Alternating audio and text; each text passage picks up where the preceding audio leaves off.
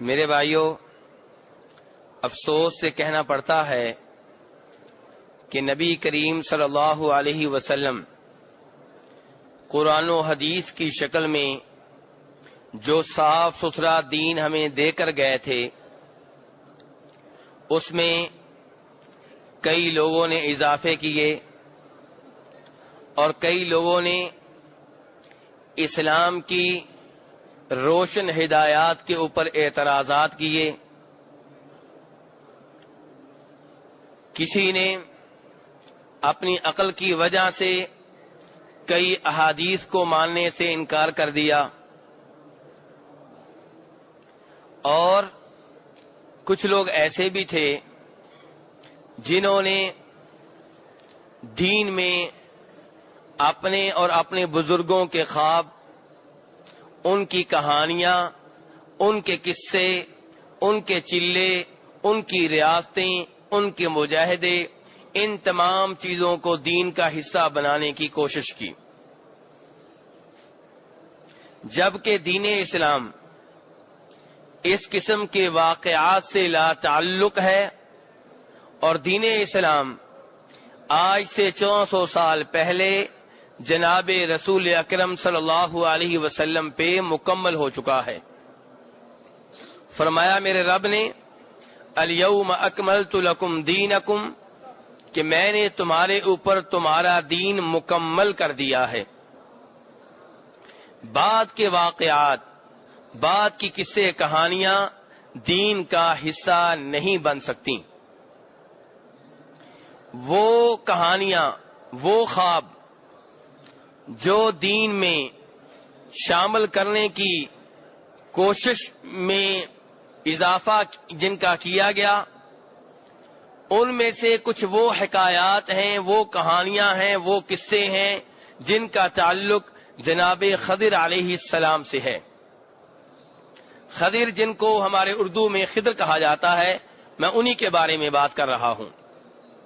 تو جناب خضر کے تعلق سے بڑے واقعات، بڑے فضائل، بڑے خواب، بڑی دعائیں، بڑے وظیفے ہماری کتابوں میں موجود ہیں۔ کوئی کہتا ہے کہ جناب خضر اور جناب الیاس علیہما السلام ابھی تک حج کرنے کے لیے آتے ہیں اور ہر سال میدان عرفات میں موجود ہوتے ہیں، اور کوئی صاحب یہ کہتے ہیں کہ یہ درود جو ہے، یہ وظیفہ جو ہے، یہ دعا جو ہے، یہ خضر علیہ السلام نے فلاں بزرگ کو خواب میں آ کر بتائی تھی۔ اور کوئی صاحب یہ دعویٰ کرتے ہیں کہ میرے بزرگ اتنے عظیم ہیں کہ انہیں جناب خضر حالت بیداری میں ملے اور ان سے یہ باتیں کی۔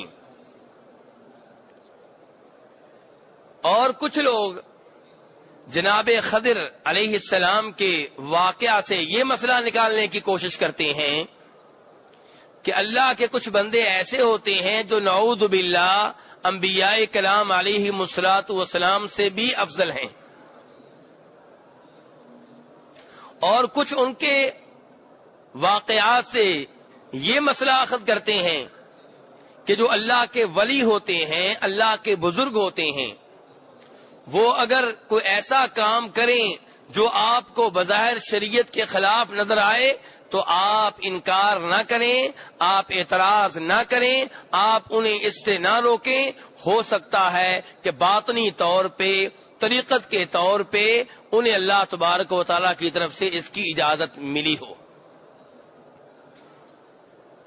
یہ سارے وہ عجیب سے معاملات ہیں جن کا دین سے کوئی تعلق نہیں تھا، لیکن افسوس سے کہنا پڑتا ہے کہ ہماری کتابیں ان واقعات سے بری پڑی ہیں، بلکہ ان واقعات کی وجہ سے اصل قرآنی تعلیمات، اصل دینی تعلیمات پیچھے رہ جاتی ہیں، اور ان واقعات اور ان کہانیوں اور ان قصوں اور ان خوابوں کو اصل دین سمجھ لیا گیا ہے۔ میرے بھائی، خضر علیہ السلام یہ وہ انسان ہیں جو جناب موسیٰ علیہ السلام کے زمانے میں موجود تھے، جناب موسیٰ علیہ السلام نے ایک دفعہ کسی جگہ پہ یہ کہہ دیا کہ روئے زمین پہ سب سے زیادہ علم رکھنے والا میں ہوں. اللہ تبارک و تعالیٰ کو یہ دعویٰ پسند نہیں آیا کہ کوئی یہ دعویٰ کرے کہ سب سے زیادہ علم میرے پاس ہے.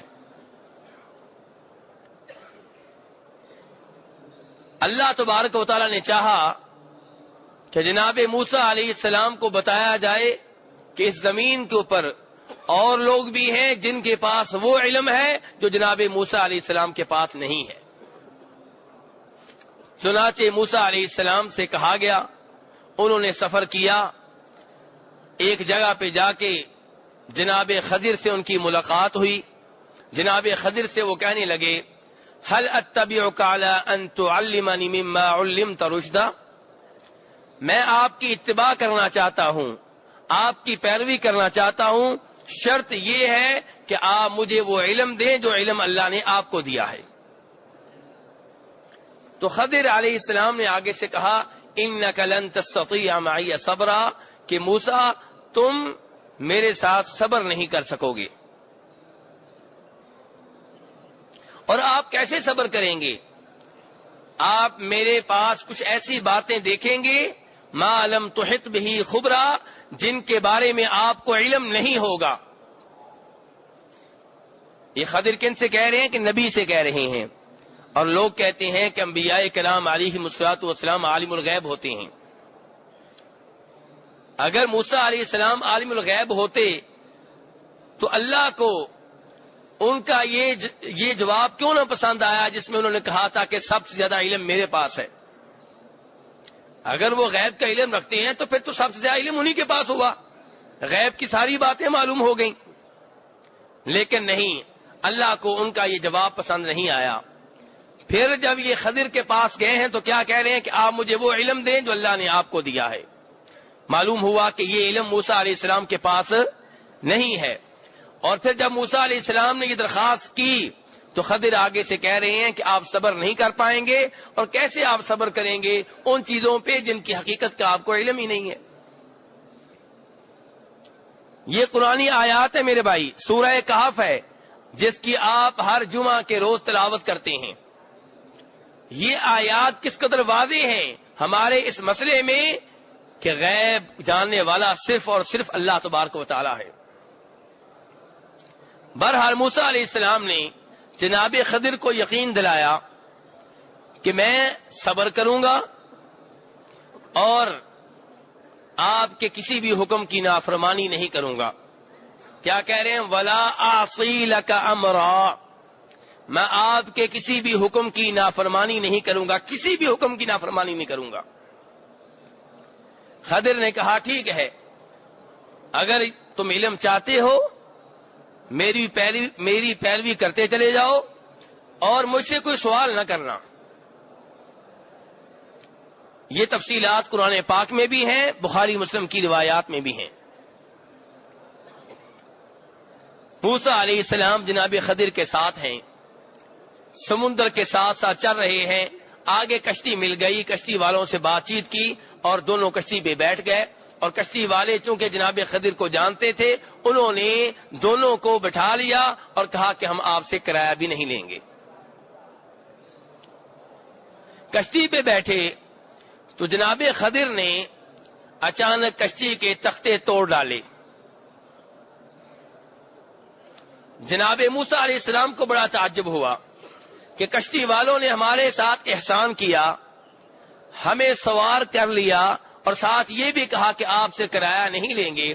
چاہیے یہ تھا کہ ہم ان کے ساتھ نیکی کرتے، اور جناب خضر نے نیکی کرنے کی بجائے الٹا ان کی کشتی کے تختے توڑ ڈالے ہیں. نبی خاموش نہ رہ سکے. کیوں؟ کیونکہ برائی پہ خاموش رہنا، غلط کام پہ خاموش رہنا کسی نبی کے لیے جائز نہیں ہے. تو خضر نے کہا موسیٰ کیا میں نے تم سے کہا نہیں تھا کہ تم میرے ساتھ صبر نہیں کر سکو گے؟ کہنے لگے کوئی بات نہیں، اس دفعہ آپ مجھے معاف کر دیں اور آئندہ میں صبر کروں گا اور میرے اوپر زیادہ سختی آپ نہ کریں. تو جناب خضر نے ایک موقع اور دے دیا. آگے چلے، بلکہ بات آگے بڑھانے سے پہلے یہاں ایک اور بات کی طرف اشارہ کر دوں کہ جب کشتی پہ بیٹھے ہوئے تھے ایک چڑیا آئی. وہ چڑیا کشتی کے اوپر بیٹھ گئی، پھر نیچے اتری اور سمندر میں سے اپنی چونچ میں پانی لیا. وہ پانی کتنا ہوگا میرے بھائی؟ ایک قطرہ. ایک قطرہ. تو جناب خضر نے موسیٰ علیہ السلام سے کہا، یہ کلمات سننے والے ہیں، کہا کہ موسیٰ جو علم تمہارے پاس ہے اور جو علم اللہ نے مجھے دیا ہے، ان دونوں کی اللہ کے علم کے مقابلے میں اس سے کہیں کم حیثیت ہے جو پانی کے اس قطرے کی سمندر کے مقابلے میں ہے. چڑیا نے سمندر سے ایک قطرہ اپنی چونچ میں پانی لیا ہے. سمندر کے پانی میں کتنی کمی ہوئی؟ کچھ بھی نہیں، کچھ بھی نہیں ہوا. تو یہاں پہ جناب خضر کہہ رہے ہیں کہ موسیٰ جو اللہ نے تمہیں علم دیا ہے اور جو علم مجھے دیا ہے اس سے اللہ کے علم میں اتنی ہی کمی ہوئی ہے جتنی اس قطرے سے سمندر کے پانی میں. اب میرے بھائی انصاف سے بتائیں، کیا انبیاء کرام عالم الغیب ہیں؟ جو علم انہیں ملا ہے، جو اللہ نے دیا ہے، وہ تو ایک قطرہ بھی نہیں بنتا. اور اللہ کا جو علم ہے اس کی کوئی حد نہیں ہے، سمندر کے پانیوں سے کہیں زیادہ ہے. اس کو آپ محدود طور پہ بیان بھی نہیں کر سکتے کہ اس کی حد کیا ہے. فرمایا وَلَا يُحِيطُونَ بِشَيْءٍ مِّنْ عِلْمِهِ إِلَّا بِمَا شَاءَ. پھر یہ دعویٰ کرنا کہ انبیاء کرام عالم الغیب ہیں، میرے بھائی یہ انصاف کے خلاف ہے. بہرحال نیچے اترے، سمندر کے ساتھ ساتھ چلنے لگے. آگے کچھ بچے کھیل رہے تھے. ایک بچہ اسے جناب خضر نے پکڑا اور قتل کر ڈالا. موسیٰ علیہ السلام نے کہا اقتلت نفسا زکیۃ بغیر نفس لقد جئت شیئا نکرا. ایک معصوم بچے کو بلا وجہ آپ نے قتل کیا ہے، آپ نے بہت برا کام کیا ہے. خضر نے کہا موسیٰ کیا میں نے تم سے کہا نہیں تھا کہ تم میرے ساتھ صبر نہیں کر سکتے؟ میرے بھائی یہ ایک لحاظ سے بڑی خوبی بھی ہے کہ نبی جو ہوتے ہیں غلط کام دیکھیں تو خاموش نہیں رہتے. ان میں یہ صبر نہیں ہوتا کہ برائی ہوتی دیکھیں اور پھر خاموش نہیں. آج ہمارے کئی دوست، کئی علماء، کئی دین کے طالب علم، کئی عبادت گزار، ان کے سامنے شرک ہوتا ہے یا علی مدد کے نعرے لگتے ہیں، علی مشکل کشا کی باتیں کی جاتی ہیں، اللہ کے سوا کسی اور کو غوث اعظم کہا جاتا ہے، اللہ کے سوا کسی اور کو داتا کہا جاتا ہے، اللہ کے سوا کسی اور کو کھوٹی قسمت کھری کرنے والا کہا جاتا ہے، اور وہ پھر بھی خاموش رہتے ہیں. مسرت کے نام پہ، حکمت کے نام پہ یہ کون سی مسرت ہے؟ موسیٰ علیہ السلام نے تو خضر سے وعدہ کیا تھا کہ صبر کروں گا، خاموش رہوں گا، لیکن برائی جب ہوتے دیکھی خاموش نہ رہ سکے. موسیٰ علیہ السلام نے پھر وعدہ کیا کہ مجھے ایک موقع اور دے دیں اور اب میں صبر کا مظاہرہ کروں گا. خضر نے کہا ٹھیک ہے، آخری موقع آپ کے پاس. کسی گاؤں میں گئے، ان گاؤں والوں پہ واجب تھا کہ یہ دو مسافر آدمی آئے تھے، ان کی مہمان نوازی کرتے، انہیں کھانا پیش کرتے، لیکن انہوں نے کھانا پیش کرنے سے انکار کر دیا. جناب خضر نے دیکھا اس گاؤں کی ایک دیوار تھی جو گرنے والی تھی، انہوں نے ٹھیک کر دی. موسیٰ علیہ السلام بھی ساتھ لگے.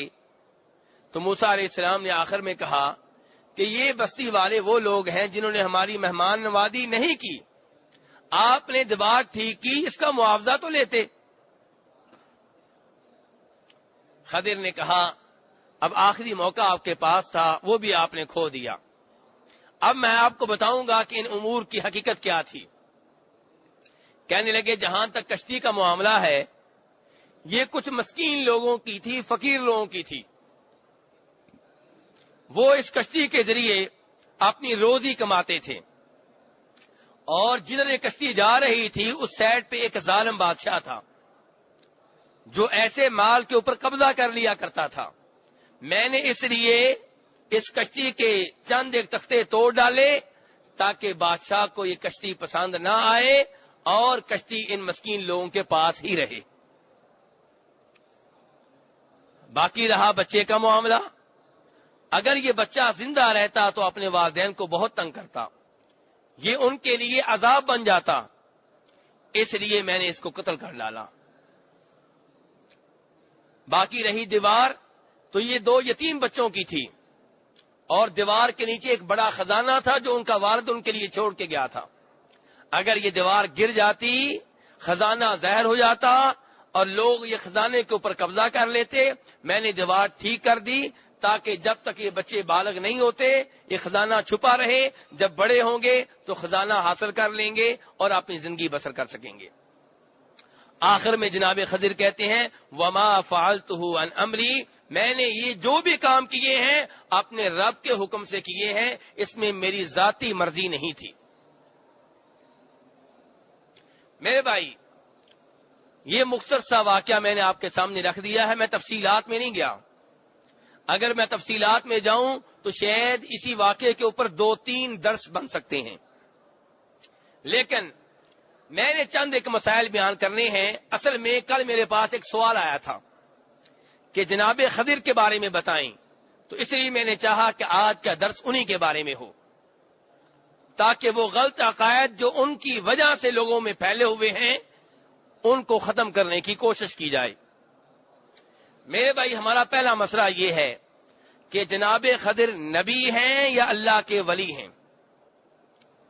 ہر نبی ولی ہوا کرتا ہے لیکن ہر ولی نبی نہیں ہوا کرتا. اب دیکھنا یہ ہے کہ کیا یہ وہ ولی ہیں جو نبی ہیں یا سادہ ولی ہیں لیکن نبی نہیں ہیں. اس بارے میں علماء کرام کے مابین اختلاف ہے اور صحیح بات یہ ہے کہ یہ اللہ کے نبی ہیں. کیسے ہمیں معلوم ہوا؟ نمبر 1 کہ وہ نبی ہیں اور جناب خضر سے کہہ رہے ہیں کہ آپ مجھے وہ علم دیں جو آپ کے پاس ہے, اور جب جناب خضر نے کہا آپ میرے ساتھ صبر نہیں کر سکیں گے, وہ کہہ رہے ہیں ولا اعصی لک امرا, میں تمہارے کسی بھی حکم کی نافرمانی نہیں کروں گا. اس کا مطلب یہ ہے کہ جناب موسیٰ علیہ السلام جناب خضر کی ہر بات مانیں گے, اور جس کی ہر بات مانی جا سکتی ہے وہ نبی ہوا کرتا ہے, کوئی اور بشر نہیں ہوا کرتا. کوئی جتنا بھی بڑا ولی ہو جائے اس کی ہر بات جو ہے وہ مانی نہیں جا سکتی. وہ انسان جس کی ہر بات مانی جا سکتی ہو, جس کی ہر بات حرف آخر ہو, وہ کون ہوا کرتا ہے؟ نبی ہوا کرتا ہے. دوسرے نمبر پہ یہ کہ جناب خضر نے ایک معصوم جان کو قتل کیا, ایک کشتی کے تختے توڑ ڈالے, ایک دیوار کو سیدھا کر دیا اور بتایا اس کے نیچے خزانے چھپے ہوئے تھے. یہ غیبی باتیں کہاں سے معلوم ہو گئیں؟ اولیاء کرام کے اوپر وحی نازل نہیں ہوا کرتی. غیبی باتیں چند ایک جو معلوم ہوا کرتی ہیں وہ انبیاء کرام کو معلوم ہوا کرتی ہیں, ان کے اوپر وحی نازل ہوتی ہے, فرشتے ان کے اوپر آیا نازل ہوا کرتے ہیں, اور کسی کے اوپر فرشتے وحی لے کے نازل نہیں ہوا کرتے. تیسرے نمبر پہ وہ کہہ رہے ہیں وما فعلته عن امری, میں نے قتل کیا, میں نے کشتی کے تختے توڑ ڈالے, یہ سب کچھ میں نے اپنے رب کے حکم سے کیا ہے. اور رب کا حکم کیسے نازل ہوتا ہے؟ وحی کے ذریعے نازل ہوتا ہے. تو ان تمام باتوں سے نتیجہ یہ نکلا کہ جناب خضر علیہ السلام نبی تھے. اس لیے اس واقعے کو بنیاد بنا کے یہ کہنا کہ اللہ کے کچھ ولی انبیاء کرام علیہم الصلوۃ والسلام سے افضل ہوتے ہیں, یہ بہت غلط عقیدہ ہے, کیونکہ دنیا کے سب سے بہتر انسان انبیاء کرام علیہم الصلوۃ والسلام ہی ہوتے ہیں, اور جناب خضر بھی نبی ہیں, سادہ ولی نہیں ہیں. دوسری بات میرے بھائی, لوگ کہتے ہیں کہ وہ لوگ جو جناب خضر کو نبی نہیں مانتے, صرف ولی مانتے ہیں, کہتے ہیں کہ دیکھیں جناب خضر نے بچے کو قتل کیا, کشتی کے تختے توڑ ڈالے, اب یہ کام بظاہر شریعت کے خلاف ہیں، اور موسیٰ علیہ السلام نے اس پہ انکار بھی کیا، اعتراض بھی کیا، لیکن بعد میں پتا چلا کہ جو کام جناب خضر کر رہے تھے وہی ٹھیک تھے۔ پتا چلا کہ جو اللہ کے ولی ہوتے ہیں وہ جو بھی کریں ٹھیک ہے، کیونکہ ان کے پاس باطنی علم ہوتا ہے۔ ہو سکتا ہے ان کے کام بظاہر شریعت کے خلاف ہوں، لیکن اندر سے وہ شریعت کے اور اللہ کے مطابق ہوتے ہیں۔ میرے بھائی، یہ بھی غلط عقائد میں سے ایک بہت ہی غلط عقیدہ ہے۔ مجھے بتائیے کون سے ایسے ولی ہیں جو صحابہ کرام سے بھی افضل ہیں؟ کیا کوئی ایسے ولی ہیں جو صحابہ کرام سے بھی افضل ہوں؟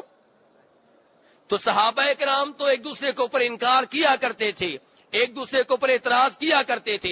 جب کسی کو شریعت کی خلاف ورزی کرتے ہوئے دیکھتے خاموش نہ رہ پاتے۔ اسی مسجد نبی کا واقعہ ہے، جب عمر فاروق رضی اللہ عنہ نے یہ کہا کہ نبی صلی اللہ علیہ وسلم فوت نہیں ہوئے بلکہ آپ زندہ ہیں اور اللہ سے ملاقات کے لیے گئے ہیں، جیسے موسیٰ علیہ السلام گئے تھے، اور آپ واپس آئیں گے اور ان منافقوں کی گردنیں اتاریں گے جو کہتے ہیں کہ آپ فوت ہو گئے ہیں۔ جناب صدیق نے کہا فاروق بیٹھ جاؤ، اور پھر انہیں سمجھایا کہ رسول اکرم صلی اللہ علیہ وسلم فوت ہو چکے ہیں، اور کہا کہ جو عبادت کیا کرتا تھا محمد کی صلی اللہ علیہ وسلم تو اس کا رب فوت ہو چکا، اس کا معبود فوت ہو چکا، اور جو اللہ کی عبادت کیا کرتا تھا فَإِنَّ اللَّهَ حَيٌّ لَا يَمُوتُ، تو اللہ زندہ ہے، اللہ کو موت نہیں آئے گی۔ اور پھر قرآن کی وہ آیات پڑھی جن میں آپ کی موت کا ذکر ہے کہ إِنَّكَ مَيِّتٌ وَإِنَّهُمْ مَيِّتُونَ، بے شک آپ بھی فوت ہونے والے ہیں اور یہ بھی فوت ہونے والے ہیں۔ اعتراض کیا کہ نہ کیا؟ انکار کیا کہ نہ کیا؟ سمجھایا کہ نہ سمجھایا؟ جناب صدیق نے تو یہ نہیں کہا کہ فاروق اللہ کے بہت بڑے ولی ہیں، ہو سکتا ہے کہ ان کو کوئی اور بات بتا دی گئی ہو جس کی وجہ سے وہ کہہ رہے ہیں کہ اللہ کے رسول فوت نہیں ہوئے۔ بخاری شریف کی روایت ہے، ترمذی شریف کی روایت ہے، جناب علی رضی اللہ عنہ نے اپنے زمانہ حکومت میں ان لوگوں کو آگ میں زندہ جلا دیا جو زندیق تھے، ملحد تھے، جن کا دعویٰ تھا کہ جناب علی جو ہیں اللہ کے وصی ہیں۔ اور جب جناب عبداللہ ابن عباس کو پتا چلا تو انہوں نے اس پہ اعتراض کیا اور کہنے لگے کہ رسول اکرم صلی اللہ علیہ وسلم نے کہا تھا لا تعذبوا بعذاب اللہ، کہ آگ سے عذاب دینا یہ اللہ کا حق ہے، کسی بندے کو یہ حق نہیں ہے کہ وہ آگ سے کسی کو عذاب دے۔ اور اگر میں علی کی جگہ پہ ہوتا، عبداللہ بن عباس کہہ رہے ہیں اگر میں علی کی جگہ پہ ہوتا تو میں ان کو قتل کرتا، تلوار سے قتل کرتا، لیکن آگ میں زندہ نہ جلاتا۔ جناب علی کو پتا چلا، کہنے لگے صدق ابن عباس، ابن عباس نے جو کہا ٹھیک کہا۔ میرے بھائی عبداللہ ابن عباس نے جناب علی پہ اعتراض کیا کہ نہ کیا؟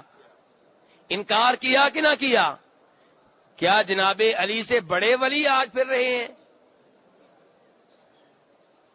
ایسے واقعات صحیح احادیث سے آپ کو کئی ایک ملیں گے جن میں صحابہ کرام نے ایک دوسرے کے اوپر اعتراض کیا جب کسی صحابی سے کوئی ایسا کام ہوا جو حدیث کے خلاف تھا یا قرآن کی کسی آیت کے خلاف تھا۔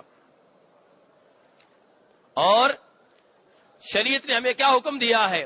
والمؤمنون والمؤمنات بعضهم اولیاء بعض، مومن جو ہیں یہ ایک دوسرے کے ولی ہیں، ایک دوسرے کے دوست ہیں۔ یأمرون بالمعروف، ان کی خوبی کیا ہے؟ لوگوں کو بلائی کا حکم دیتے ہیں۔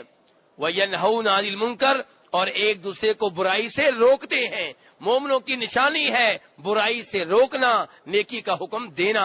اور یہ کہنا کہ جب کوئی اللہ کا ولی بظاہر شریعت کے خلاف کام کرے آپ نہ سمجھائیں، آپ اعتراض نہ کریں، بالکل غلط ہے۔ آپ کے سامنے میرے بھائی کوئی جتنا بھی بڑا ہو، کوئی کتنا بھی بزرگ بنے، اگر کسی غیر عورت کے ساتھ تنہائی میں بیٹھتا ہے، کسی غیر عورت کا ہاتھ پکڑتا ہے، اس کے جسم پہ ہاتھ لگاتا ہے، آپ انکار کریں، آپ اعتراض کریں، آپ اسے اس سے روکیں اور بتائیں جو ولیوں میں سے سب سے بڑے ولی تھے، جو امام اعظم تھے، جو امام الانبیاء تھے صلی اللہ علیہ وسلم، انہوں نے اپنی بیگمات کے علاوہ کسی عورت کو ہاتھ نہیں لگایا۔ وہ عورتوں سے بیعت لیتے تھے تو زبان سے لیتے تھے، مردوں سے لیتے تو ہاتھ پکڑتے، ہاتھ میں ہاتھ لیتے، لیکن جب عورتوں کی باری آتی تو منہ سے بیعت لیتے اور کسی عورت کو آپ نے کبھی ہاتھ نہیں لگایا.